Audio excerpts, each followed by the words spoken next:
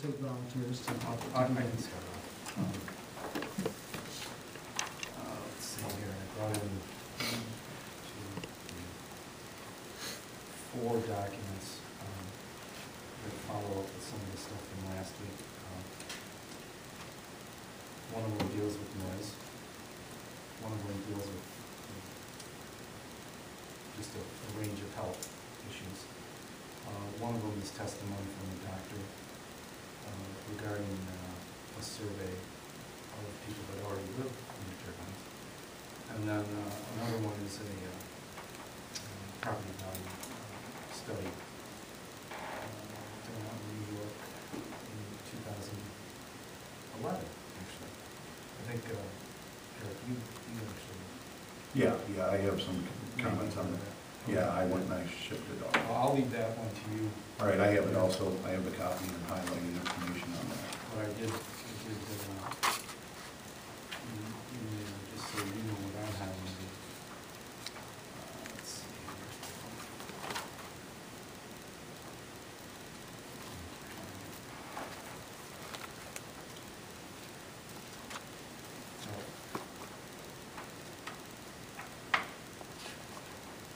Well, I have that, and then I have the abstract at the front, and then that's most of.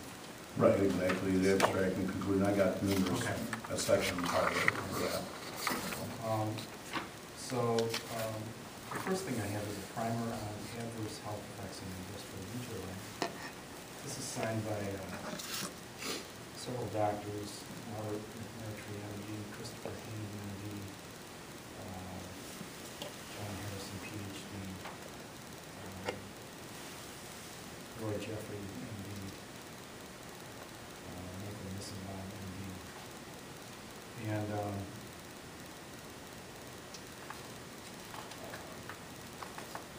I'll just go ahead and read this. The American Wind Energy Association and Canadian Wind Energy Association sponsored a report entitled Wind Turbine Sound and Health Effects concludes that sound from wind turbines does not pose a risk to hearing loss or any adverse health effects in humans. This denial does not withstand scrutiny. On January 11, 2011, the Society for Wind Vigilance released a critique of this review and concluded that it was neither authoritative nor convincing, and independent third-party studies must be undertaken to establish the incidence and prevalence of adverse health effects relating to turbines. Beyond that, a deeper understanding of the potential mechanisms for the impacts must be elucidated in order to define the mechanisms by which sleep disturbance, stress, and psychological distress occur. On January 19, 2010, the UK National Health Service released an independent critique of this panel review and concluded, quote, the link between psychological distress and physical symptoms has not been explored by this report. The acknowledgement that some people exposed to turbine noise suffer winds suggests that monitoring the maximum permitted levels need to be considered carefully in areas where turbines are planned. Overall, this review will probably not resolve the controversy, as there was a lack of high-level evidence on which to base any solid conclusion. What is now needed are studies that compare people exposed to turbine noise with blown-edge control subjects who have not had the exposure.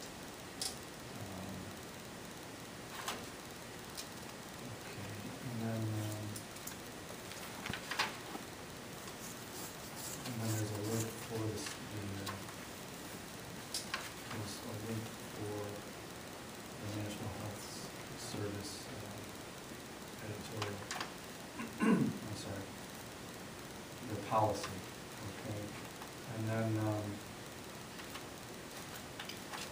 it goes on paradoxically, the conclusions of the American Canadian Wind Energy Panel review are not supported by its own contents, in that it acknowledges wind turbine noise may cause annoyance, stress, and sleep disturbance, and as a result, people may experience adverse psychological and physiological symptoms. In a radio interview, one of the authors of the panel review, W. David Colby, MD, stated, we're not denying that there are people annoyed and that maybe some of them are getting stressed out enough about being annoyed that they're getting sick. The Ontario Ministry of Health and Long-Term Care also acknowledged wind turbines may cause annoyance, stress, and sleep disturbance. The American Canadian Wind Energy Association panel review acknowledges turbine noise-induced symptoms may include palpitations, insomnia, nosebleeds, dizziness, nausea, eye strain, feeling vibration, and headache. In 2010, Jeff Leventhal, an author of the American Canadian Wind Energy Association review, is quoted as stating, "There was no doubt people living near the turbine suffered a range of symptoms, including abnormal heartbeat, sleep disturbance, headaches, tinnitus, nausea, visual blurring, panic attacks, and general irritability. It's ruining their lives, and it's genuine." Health Canada advises that there are peer-reviewed scientific articles indicating that wind turbines may have adverse impact on human health. Peer-reviewed studies of European industrial turbine facilities have documented high annoyance and sleep disturbances in respondents. World Health Organization recognizes annoyance and sleep disturbances as adverse health effects. In 2009, the World Health Organization released a 184-page peer-reviewed summary of research regarding the risks to human health and noise-induced sleep disturbance. Some of the adverse health effects documented in the reports include poor performance at work, fatigue, memory difficulties, concentration problems, motor vehicle accidents, mood disorder, depression, anxiety, alcohol and other substance abuse, cardiovascular, respiratory, renal, gastrointestinal, musculoskeletal disorders, obesity, impaired immune system function, and reported increased risk of mortality.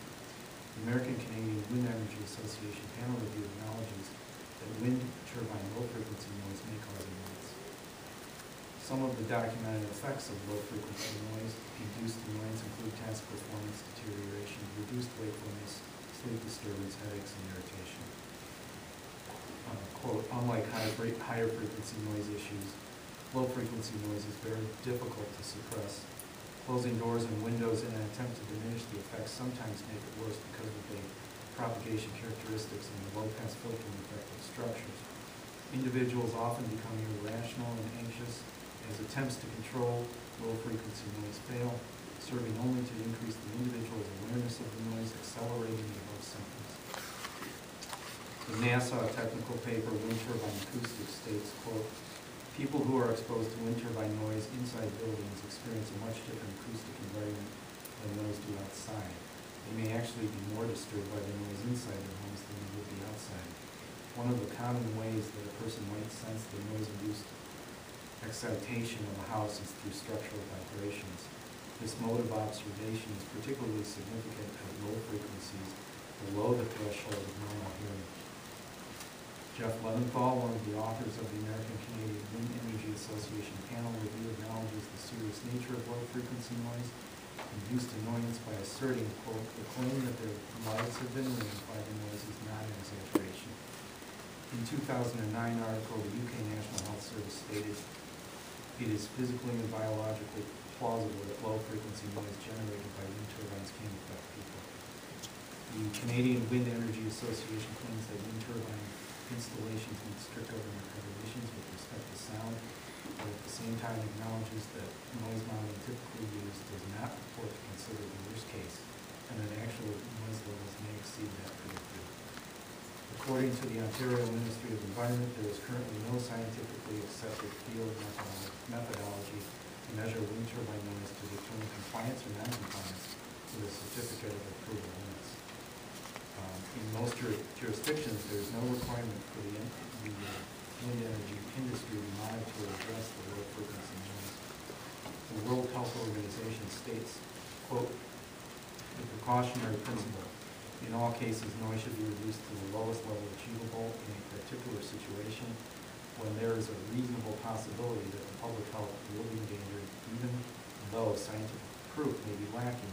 Action should be taken to protect the public health without awaiting full scientific proof." So that's just an abstract.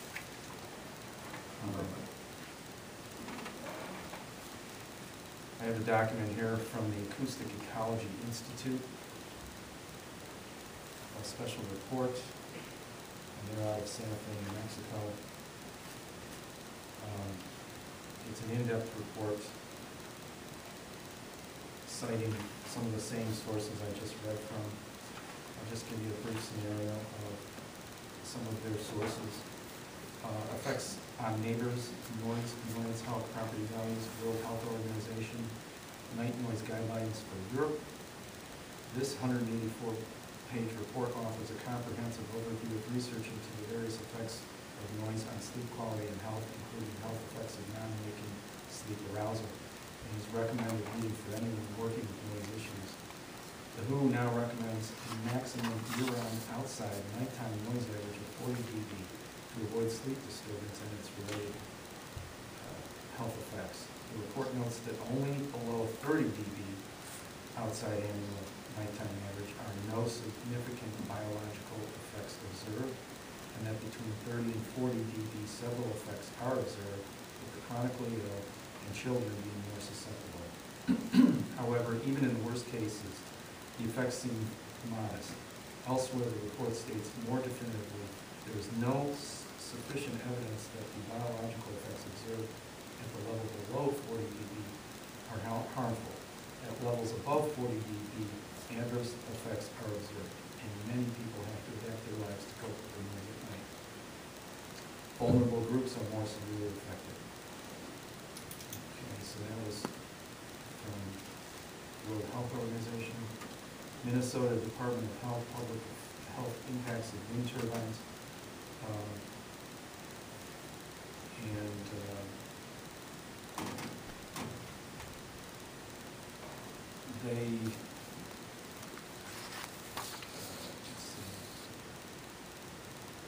Among the key information contained in this report, a reminder that the 07 study report on wind farms and human health from the National Academy of Science concluded that noise produced by wind farms is not a major concern past 1/2 mile. Under 1/2 mile can be problematic.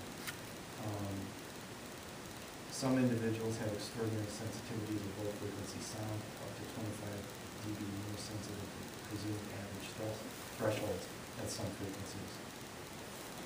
Some people can dismiss and ignore repetitive but low intensity noise, while others, the signal will grow and become more apparent and unpleasant over time.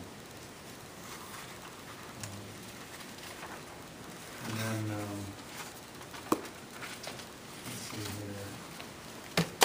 We have Colby, Adobe, Leventhal, Lipcomb, McCunny, Silo, Sondergaard, wind turbine noise and health effects, and expert panel review. That's the one I cited in my previous document. Let's see here. I basically read that already. Okay, so then they have something from Wisconsin Residents Survey. This survey conducted by Calumet County residents, by Calumet County citizens for responsible energy was informally compiled, but still worth knowing about. Over 200 people living from under 1,000 feet to over 3,000 feet responded to the survey. About half of those in the area, including 23 from host turbines. Of those within 3,000 feet of one or more, 55% felt that noise was a problem. Beyond 3,000 feet, 3 of 10 said noise was bothersome. Let's see here. In addition, 30% reported negative effects on pets, farm animals, or wildlife.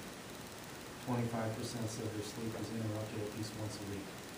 33% reported various stress-related health issues. 62% said the setback should be 1/2 a mile or more.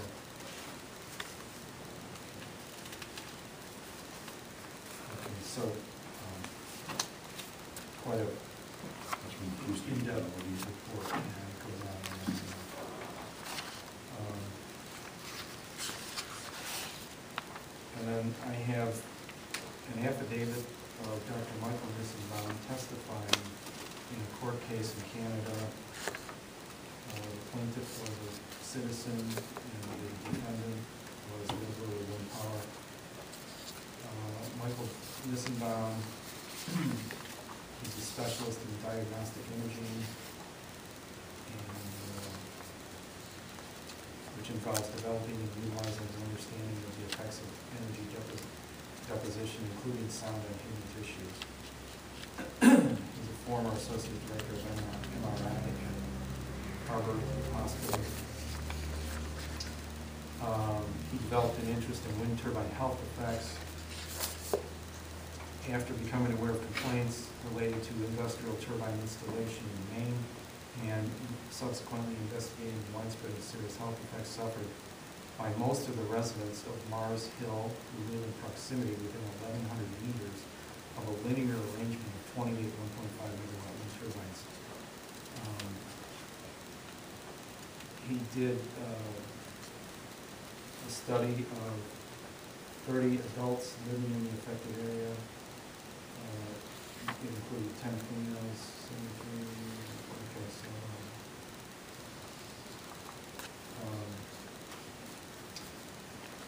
I'm sorry, 22.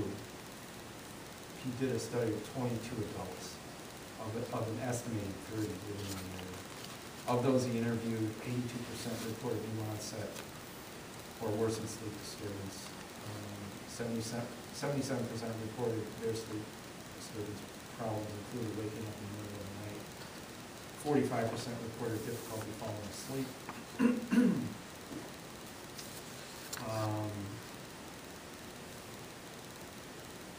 41% reported increased headaches. 32% reported new onset of headaches.